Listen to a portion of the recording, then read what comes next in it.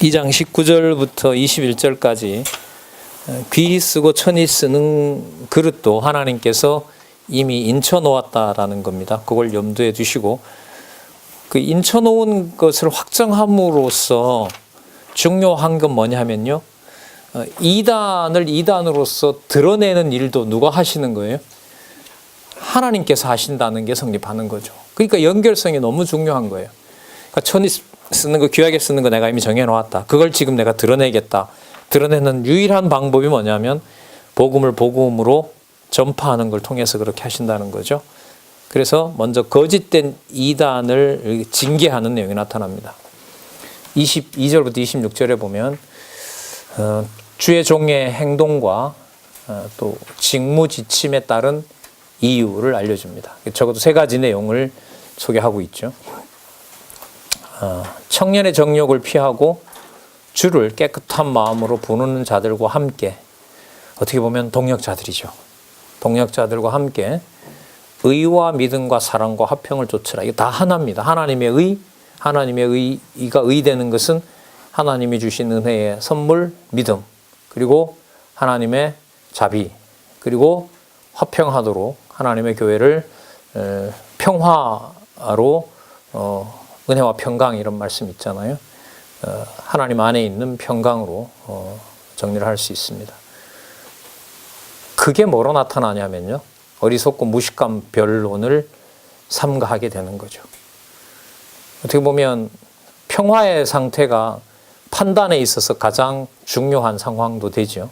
가장 안정된 평안한 상태에서 내리는 판단이요. 자, 그 다음에 다툼을 삼가하게 되고 24절 마땅히 주의 종은 다투지 아니하고 모든 사람을 대하여 온유하라. 또 강조합니다. 가르치기를 잘하며. 가르치는 일에 전념함으로 해서요. 참게 되고요. 거역하는 자를 온유함으로 징계할지니. 이 성내면 온유함이 무너지죠. 냉정하게 하시는 겁니다. 거역하는 자를 진리의 말씀으로 당당하게 온유하게 징계하고요. 하나님이 저희에게 회개함을 주사 진리를 알게 하실까 하니까 온유함을 잃지 않게 하는 겁니다. 그래서 마귀의 올무에서 벗어나 하나님께 사로잡힌 바 되어 그의 뜻을 쫓게 하실지도 모르기 때문에, 그러니까 이제 하나님께서 버릴 자와 택할 자를 선명하게 드러내면 좋은데 뭐가 열려 있어요? 내 마음대로 못하는 게 뭐가 열려 있냐면, 뭐 때문에 그러냐면 나에게 달려드는 자도 뭐 할 자일 수 있어요. 돌아올 자일 수 있는 거란 말이죠. 대표적인 사람들이 누군 유대인들이잖아요. 끝까지 정죄 못하잖아요. 유대인은 반드시 돌아오게 되어 있거든요. 그래서 진리의 적대자였다가 복음으로 들어온 그 사람의 가장 가까운 당사자가 누구예요? 바울 자신이니까. 그렇게 함부로 자기 욕심대로 어떻게 할 수가 없는 겁니다. 자, 그리고 그 상황, 그런데 그렇다면 여러분 준비되어 있는 때가 요거 있잖아요. 마귀의 올무에서 벗어날지도 모르겠다라고 했기 때문에 그 전개되는 상황이 좀 안정된 상황이 아니고 뭐예요? 상당히 혼탁한 상황이 준비가 돼야 돼요. 왜? 혼탁해지게 돼야 누구 마음대로 그걸 정리를 못해요? 이른바 진리 전하는 사람이 자기가 마음대로 할 수가 없는 거예요. 자, 그래서 뒤에 나오면 보세요. 3장 1절에 보면 내가 이것을 알라. 말세에 고통하는 때가 오리니, 고통하는 때가 이르니, 자, 사람들은 자기를 사랑하며 돈을 사랑하며, 또 나오죠. 자긍하며 자기 과시하는 거고요. 교만하고요. 회방하고요. 부모를 거역하고 감사치 아니하고 거룩하지 아니하며 무정하고요. 원통함을 풀지 않습니다. 원통함을 풀지 않고 중상 비방을 하고요. 절제하지 못하고 사납게 되고요. 선한 것을 좋아하지 않고 배반 일어나게 되고요. 배반하여 팔아먹고요. 조급하게 되고 자고하면서 쾌락 사랑하기를 하나님 사랑하는 것보다 더하고요. 경건의 모양은 있으나 경건의 능력은 뭡니까? 고난받는 거. 그건 뭐 하는 거예요? 부정하는 거죠. 그러니까 사도 바울이 저렇게 감옥에 갇히는 것은 조금 부당한 거다.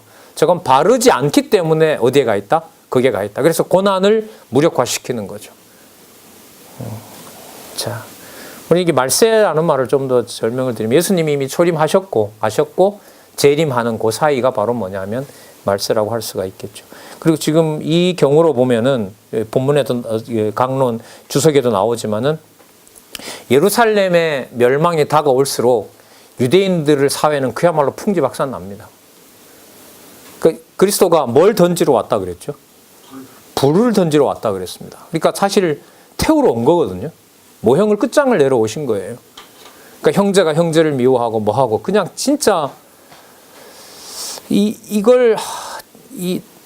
그리스도가 오셔서 던진 그 말씀을 유대인들과 이 기독교 역사를 이해하는데 근거로 분명히 써야 되긴 하는데 그걸 이렇게 주석으로 풀면서 정리를 할 때 사람들이 타협할 수 있는 역사적 시각이라는 게 그게 다 충돌이 돼요. 예수님의 그 말씀하고.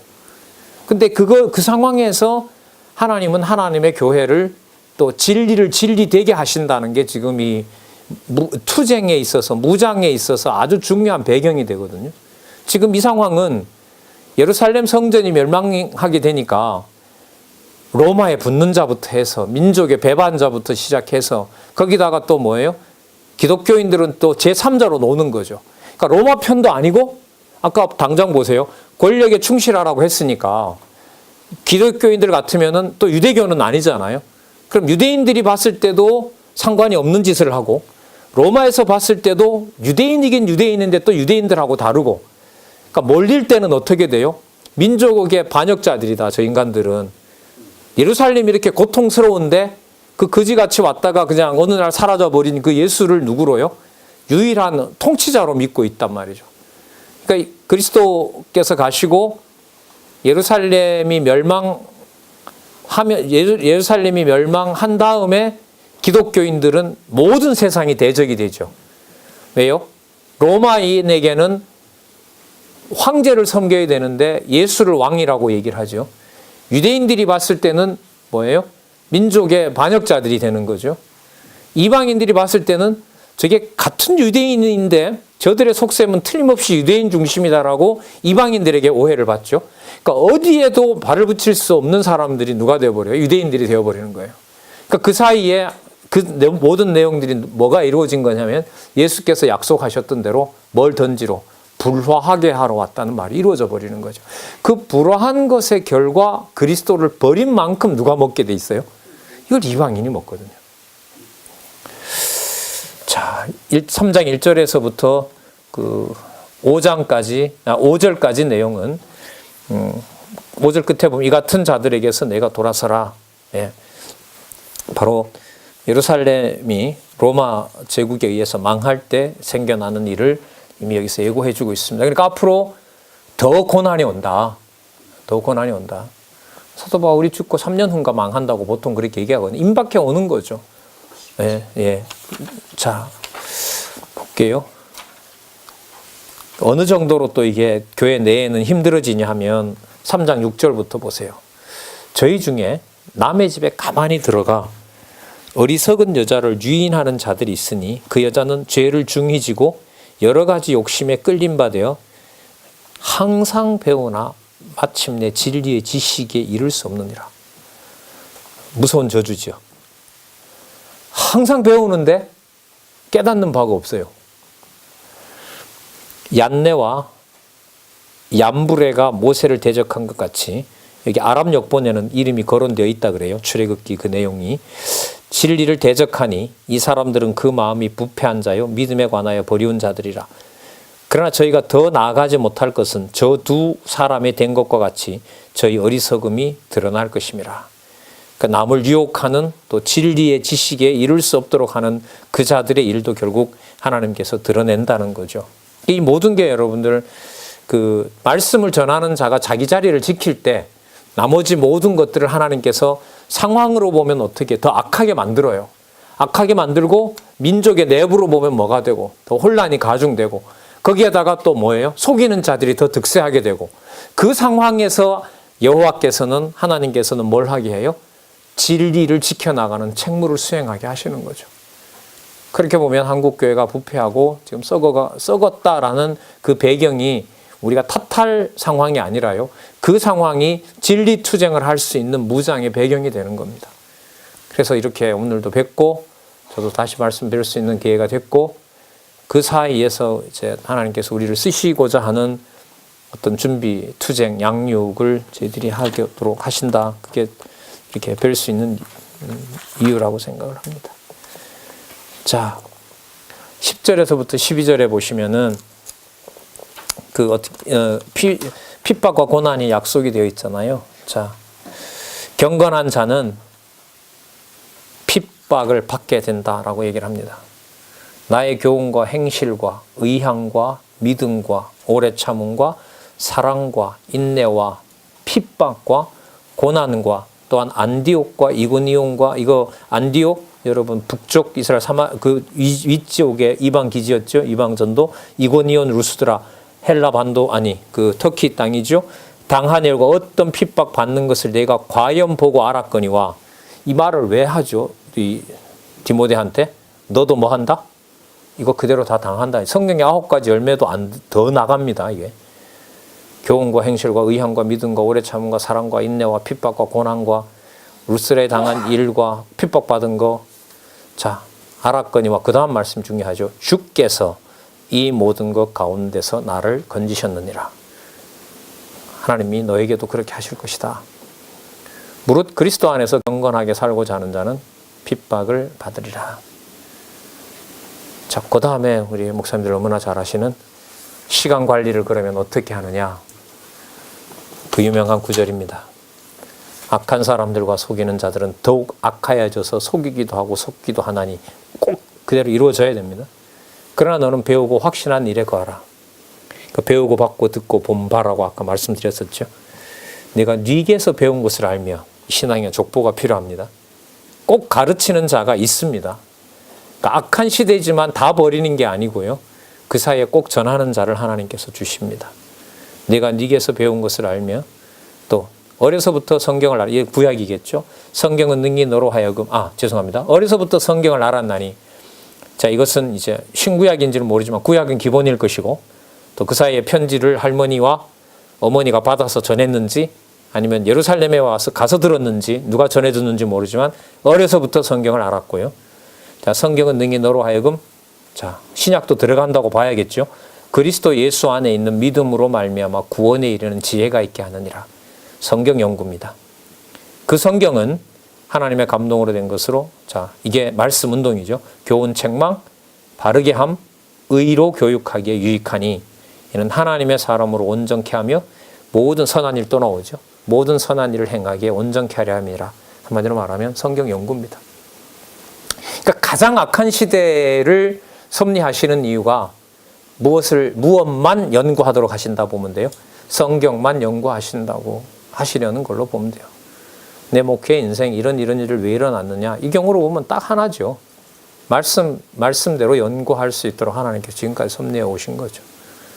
저도 목사님들 말씀하신 그런 목회는 아니지만 한 10여 년, 15년 가르치면서 이런저런 일을 하게 해서 또 저는 제 환경에 맞게 인문학이나 이런 걸 배우게 해서 늘 그때마다 지금 오늘도 이렇게 복음을 연구할 수 있도록 하나님께서 상황을 만들어 왔고요.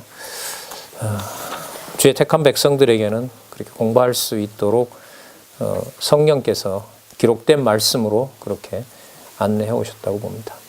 자, 불의한 자들을 경계하게 합니다. 왜냐하면 말씀에 토대를 두게 해서요. 자, 하나님 앞과 산자와 죽은 자를 심판 카드가 나옵니다. 심판하실 그리스도 예수 앞에서 그의 나타나실 것 재림이죠. 그의 나라를 두고 엄히 명하노니 이 통치 개념입니다. 심판 개념이고요. 너는 말씀을 전파하라. 때를 얻든지 못 얻든지 항상 힘쓰라.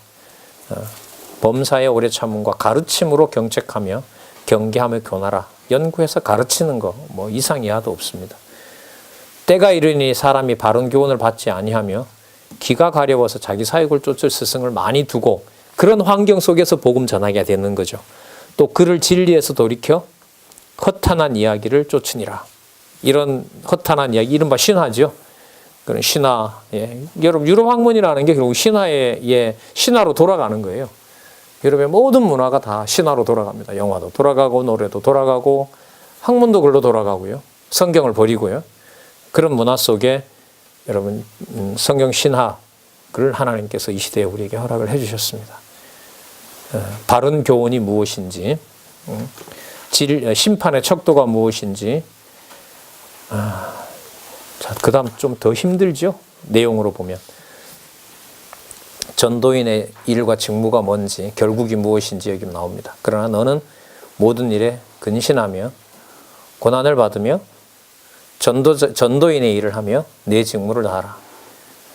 관제와 같이 벌써 내가 부음이 되고 나의 떠날 기억에 가까웠다. 아마 이 사형 선고를 받고 아마 이 글을 썼는 것 같습니다. 이 경우로 보면 관제가 피 흘린다는 얘기고요.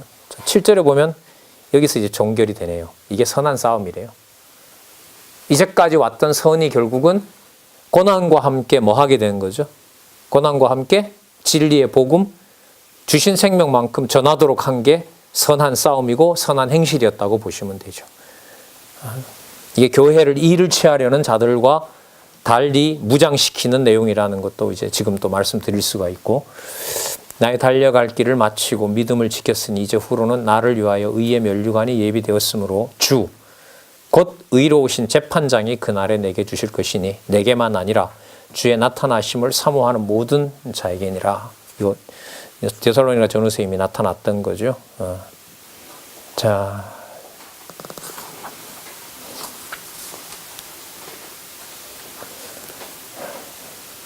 여기서 디모데후서 맞춰도 되는데요. 또 한 번 뭘 강조하느냐?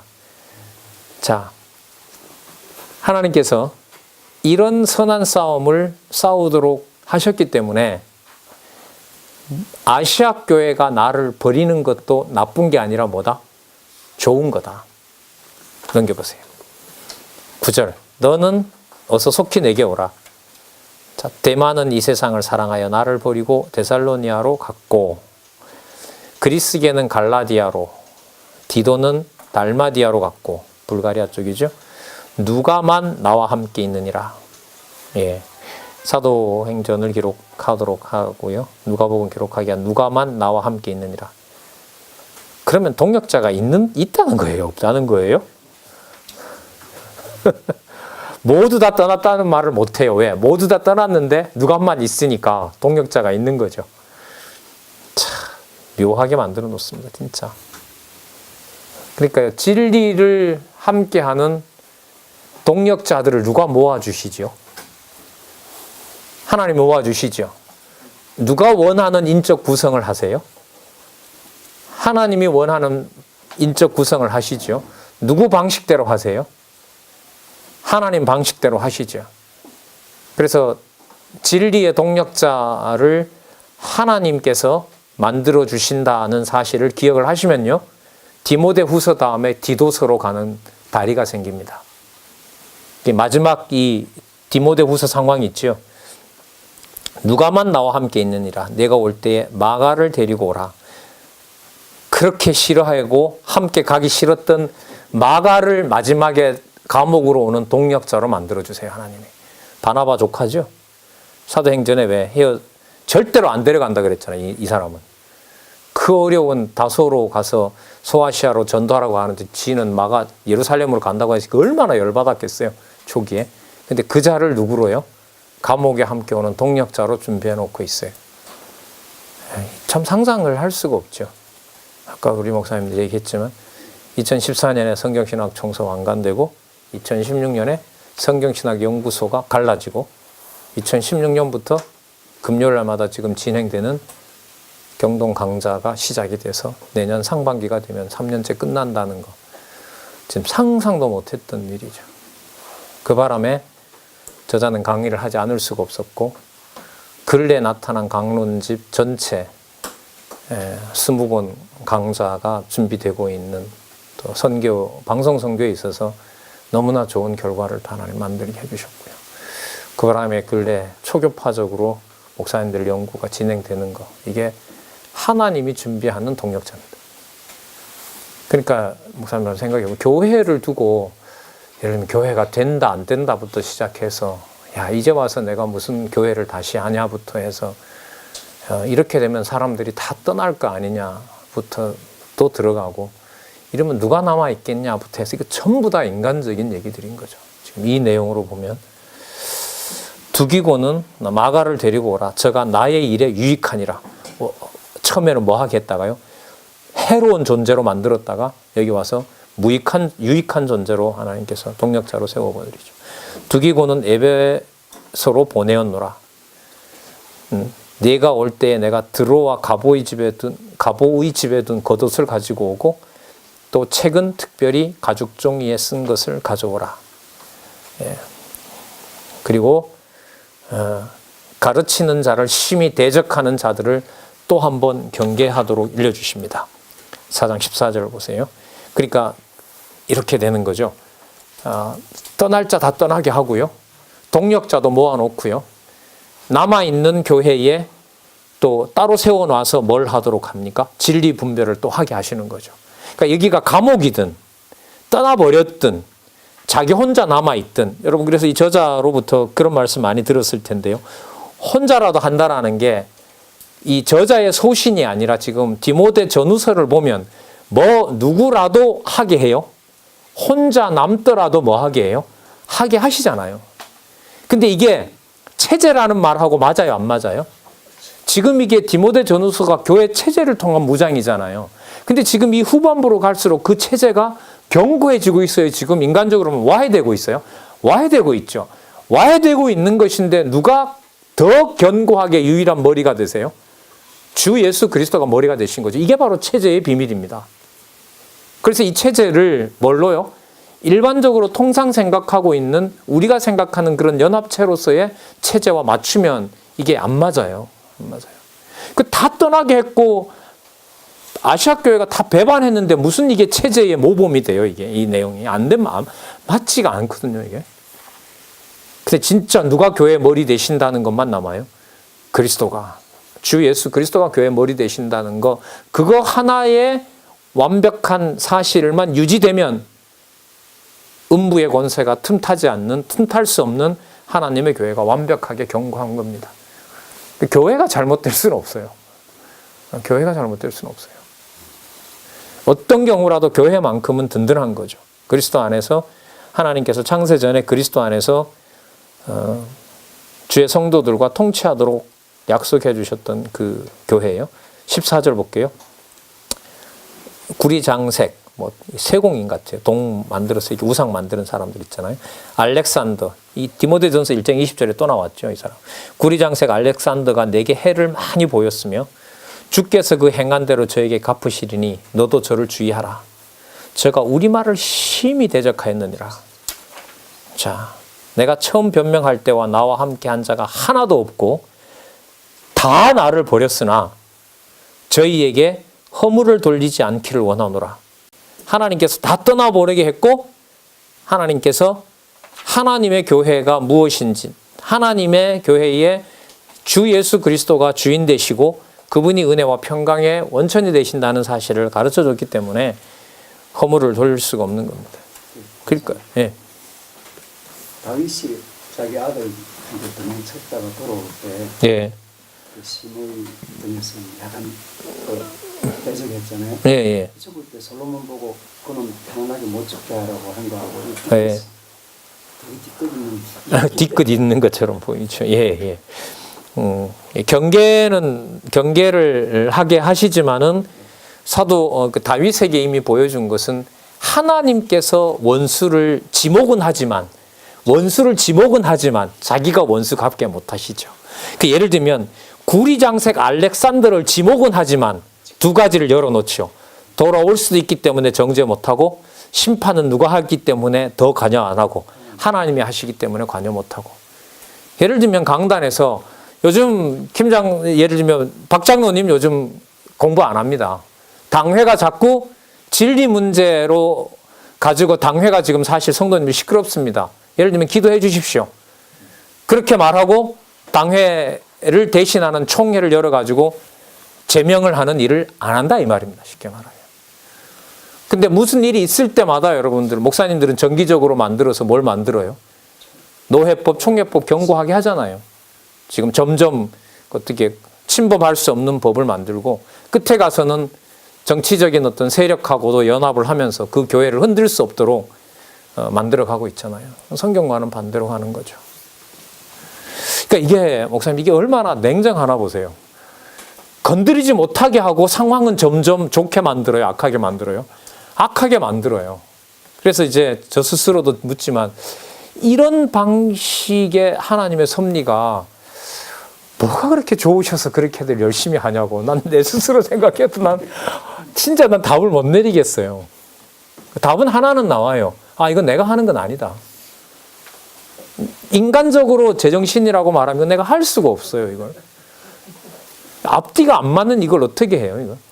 인간적으로 이렇게 열심히 하려고 하는데 말로는 뭐라고 해요? 누가 하는 게 아니다? 내가 하는 게 아니다. 그걸 믿겠냐고요. 가족이 못 믿죠. 가정 가까이 있는 사람이. 저렇게 밤새도록 뭔가를 하면서도 끝에 가서는 내가 하는 거 아니다. 근데 말은 맞죠. 그럼 당신 실체는 뭐예요? 그러니까 실체까지 물으면 지금 뭐 실체 없는 거죠. 제가 제 스스로 찾아낼 수 없는 실체가 없는 거예요. 이쯤이 되면은 우리 아까 어떤 목사님 얘기했던 것처럼 철학은 이 실체를 인간 내면에서 찾습니다. 찾아낸 개념이 그게 바로 주체입니다. 주체. 내 안에 선과 악과 모든 걸 끌어갈 수 있는 형이상학적인 주체인 내가 내 안에 있다. 내가 내 안에 있다. 그게 여러분 세상 교육의 토대입니다. 그게 허구라는 거죠. 그리스도 없이는 아무것도 아니라는 겁니다. 자, 볼까요? 주께서 내 곁에 서서, 이 답이 여기 나오네요. 목사님들 17절 한번 볼까요? 허물을 돌리지 않게 하노라. 왜냐하면 주께서 내 곁에 서서 나를 강건하게 하시기 때문에 그렇다. 그럼 답 나오네요. 왜 다 떠나게 했죠? 주께서 강건케 하시려고 이렇게. 주께서 강건케 하시려고. 나로 말미암아 전도의 말씀이 온전히 전파되어 이방인으로 듣게 하려 하심이니 내가 사자의 입에서 건지웠느니라. 강건하게 해서, 그러면 강건하게 된 것은 바로 뭐냐면 진리의 말씀이 진리의 말씀대로 전해지면 그게 강건한 거죠. 나한테 얼마나 호응을 해주는지, 나한테 얼마나 많은 박수를 보내는지, 동조를 해주는지 전혀 상관없는 겁니다. 사자 입에서 건져내놓은 이유도 이방인에게 듣게 하는 것이 사도 바울에게는 그 사명이었잖아요. 그거 하게 하려고 이제까지 여러 번 죽을 고비에서 나를 살려주셨다. 그건 하나님께서 나를 강건케 하신 이유가 된다. 그러나 그 과정으로 보면 그게 여러분 강건이에요? 아니면 폐인되어 가고 있어요? 폐인이 되고 있는 거죠. 버려지고 얻어맞고 하는데. 근데 이걸 지금 뭐라고 얘기를 하고 있어요? 주께서 내 곁에서 나를 뭐 하게 하시고 있다? 강건케 하신다고 하잖아요. 그럼 강건의 기준은 육신의 건강과 상황의 신변의 안전을 얘기하는 게 아닙니다. 전해질 이방에 복음이 정확하게 전해지면 자기 삶은 가장 정상적인 거죠. 바울은. 그럼 정상과 비정상이라는 게 여기서 보면 너무너무 다른 거예요. 누구 기준과. 사람이 생각하는 정상과 비정상하고 하나님이 생각할 때 정상과 비정상은 너무나 다른 겁니다. 사도 바울은 끝장이 나고 배신당하고 배반당해도 자기가 죽는 날까지 이방인에게 복음 전하는 일이 벌어지기만 하면 강건에는 문제가 있어요, 없어요? 없다는 것이 바로 디모데후서입니다. 주께서 나를 모든 악한 일에서 건져내시고 그의 천국에 들어가게 하시기를 구원하시리니 그에게 영광이 세세 무궁토록 있을지어다. 그래서요, 형제들을 문안하라고 하는데 이 문안하라고 하는 자들이 세상에서 좋고 잘 지내는 사람들이 아니라 사도 바울처럼 뭐 당하는 자들, 고난받는 자들이죠. 브리스길라와 아굴라와 및 오네시모로의 집에 문안하라. 에라스도는 고린도에 머물렀고 드로비모는 병들므로 밀레도에 두었으니 겨울 전에 너는 어서 오라. 으블로와 부데와 리노와 글라우디오와 모든 이 이름으로 보면 이 사람들은 로마 사람이라고 그럽니다. 내게 문안하느니라. 에베소가 당시에 그런 도시였으니까요. 나는 주께서 내 심령에 함께 계시기를 바라노니 은혜가 너희와 함께 있을지어다. 자, 그 다음에 목사님 여기서요. 이러한 동력자를 누가 세워요? 하나님이 직접 하나님이 정하신 곳에 혼자라도 떨어뜨려서 하나님의 일을 하게 하세요. 그게 바로 누구를 세우는 거냐면 디도를 세워서 또 디도와 같은 전도자를 홀로 있으면서도 그 교회에 감독자를 세우도록 하시겠다는 내용이 바로 디도서입니다. 그러니까 혼자라는 말을 도저히 못하게 하죠.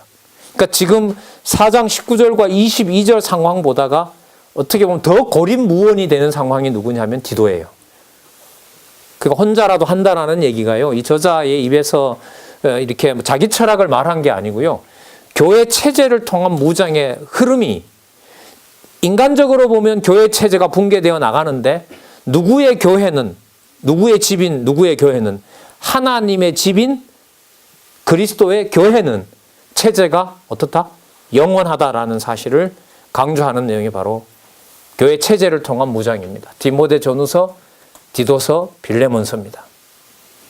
자, 그러면서 디도서에 가면 엄격하게 꾸짖어서 어떤 비진리도 틈타지 못하도록 그야말로 사지에 던져져서 고립무원으로 하나님의 동력자를 또 세우는, 그러면 여기서 단지 성도를 세우는 게 아니라요, 청지기로서 장로와 감독을 세우라는 말은 자기와 함께 더불어 뭐 할 자를 또 세우게 된다는 거죠.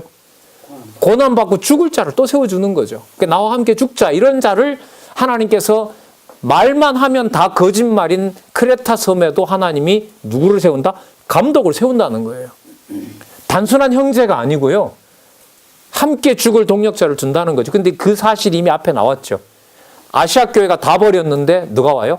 마가와 누가를 보내서 감옥에서 함께 고난받게 하잖아요.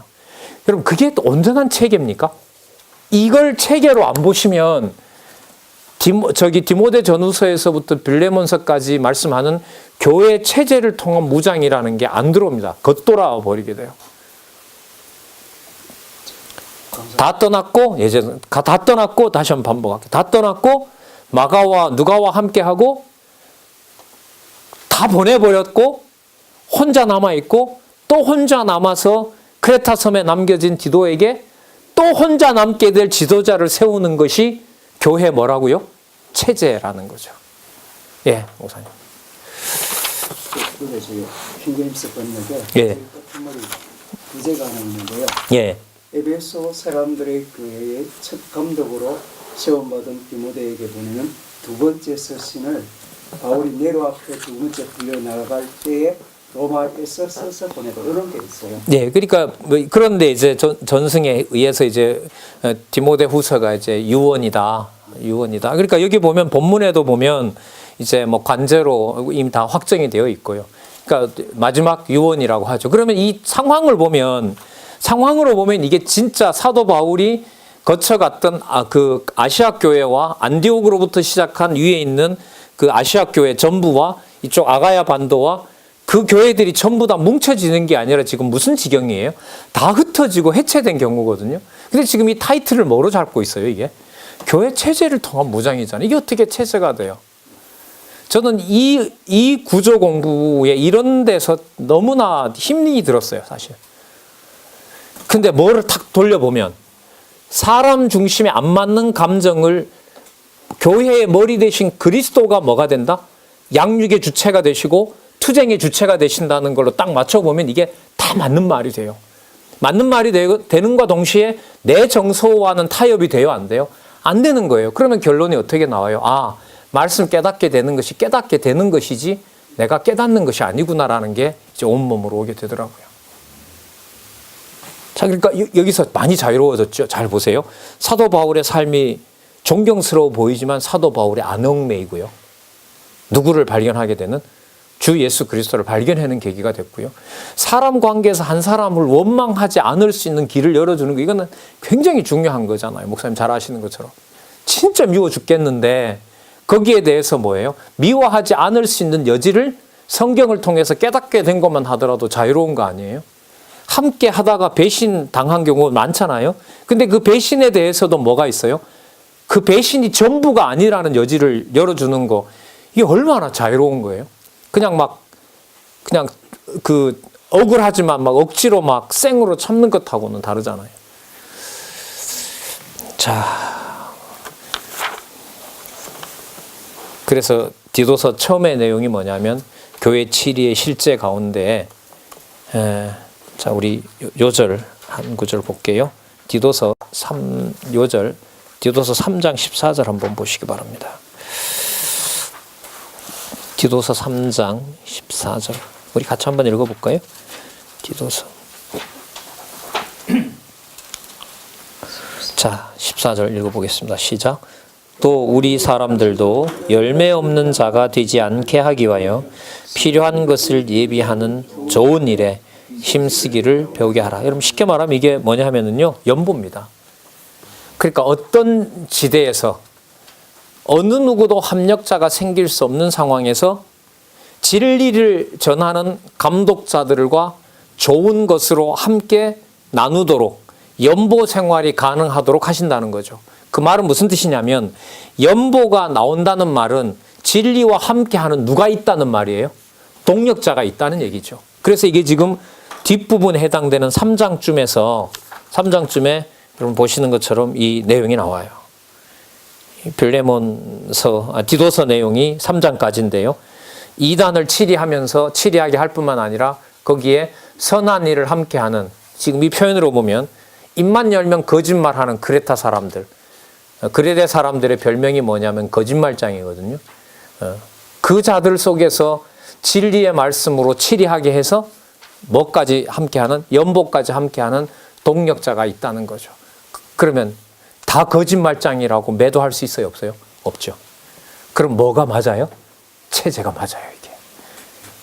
체제가 맞고 급박한 상황에서 이래저래 명령 못하게 하는 내용이 디도서 다음에 뭡니까? 그게 바로 빌레몬서입니다. 네가 원하지 않으면 내가 절대로 내 자의로 하지 않겠다. 명령으로 막 함부로 그야말로 갑질하고 명령하고 자기 소유인 양 밑에 동력자들을, 후배 동력자들을 부리고 하는 문화, 무서운 진노가 임한 겁니다. 한국 교회는. 세상 어디에도 일어나지 않는 여러분들 그 명령 갑질 문화, 어떻게 보면 로마 중세 썩어 빠질 때도요, 대놓고 그렇게 하지도 않았던 일들이 진짜 백주대낮에 우리 사회에서 어느 인구보다 많은 우리나라 대한민국 교회에서 일어나고 있다는 것만 보더라도 체제의 어떤 허구 속에 함께 진리와 더불어 동역하는 자를 하나님께서 모르겠습니다. 길러내시고 싶겠죠. 우리 목사님들도. 잘 양육해서 내 자녀는 아니지만 진리 전하는 후배들을 진리의 말씀으로 잘 양육하고 그런 분이 또 거기에 좀 준비됐으면 진짜 좋겠다 이런 말씀을 드립니다. 자, 디도서 빌레몬서까지를 제가 준비는 했는데요. 오늘 여기까지 하도록 하겠습니다. 하고요. 다음 달에 디도서 빌레몬서를 하도록 하겠습니다. 뵙기 전에는 한 3, 4일 전에는요.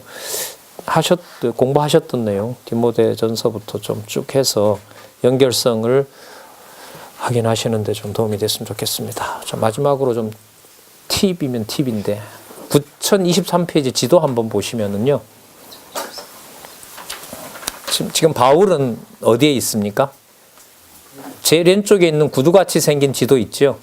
그 중간에다가 점 찍어 놓고 거기에 로마라고 적어 보세요. 로마에 지금 로마 감옥에 누가 있어요? 바울이 있죠. 자, 지역으로 보면 지중해가 보이는 바다인데 저기 달마디아, 요즘 말하는 불가리아 쪽이죠. 거기 아까 글로는 누가 가버렸어요? 디도가 일로 가버렸어요. 이 재밌는 얘기예요, 목사님들. 디도서 쓸 때는 디도서가 크레타에 있는데요. 말년에 가면 바울을 떠납니다, 이 사람도. 달마디아로 가버렸다 그러죠. 데살로니가에는 누가 가버렸어요? 데마가 가버렸고요. 마게도니아에 내려오면 여러분들 그 드로아 있죠? 트로이. 거기는 가보가 있고요. 에베소에는 두기고를 파송을 합니다. 저기 갈라디아 있죠? 오른쪽에. 거기는 그레스게가 가 있고요. 그레데에는 디도하고 드로비모가 가 있습니다. 떠난 건가요? 하나님 중심의 체제를 만드신 건가요? 1번, 2번. 2번. 그러면 디모데 전후서의 결론은 교회 체증을 통한 누구와 무장하시는 거? 성령께서 무장하시는 게 맞습니다. 예. 기도하겠습니다. 하나님 아버지 감사합니다. 성경을 하나님의 말씀으로 용납해 주시고 받을 수 있게 해 주시고 깨달을 수 있게 해 주셔서 감사합니다. 또 말씀을 보고 또 볼 수 있는 마음까지 주셔서 너무나 감사합니다. 전하는 자리에 있게 해 주신 것도 감사드리오며 때로는 많이 힘들고 또한 여러 가지 어려운 것들이 몰려오지만 그때도 포기하지 않게 하시고 말씀 전할 수 있게 해주셔서 감사드립니다. 주한기에 우리 선배 동역자들 그리고 함께하는 귀한 지체들 하나님의 말씀 전하는 귀한 사명 마지막 시대에 이방의 시대에 저희들 하나님의 종으로서 신실한 종으로서 살아갈 수 있도록 성령께서 우리를 꼭 지켜주시기를 원합니다. 오늘 하루도 진리 안에서 큰 일 없이 이렇게 무사히 마칠 수 있도록 인도해 주셔서 너무나 감사드립니다. 예수님의 이름으로 기도드렸습니다. 아멘. 네, 감사드립니다. 네, 목사님 광고 있어요? 광고하시죠.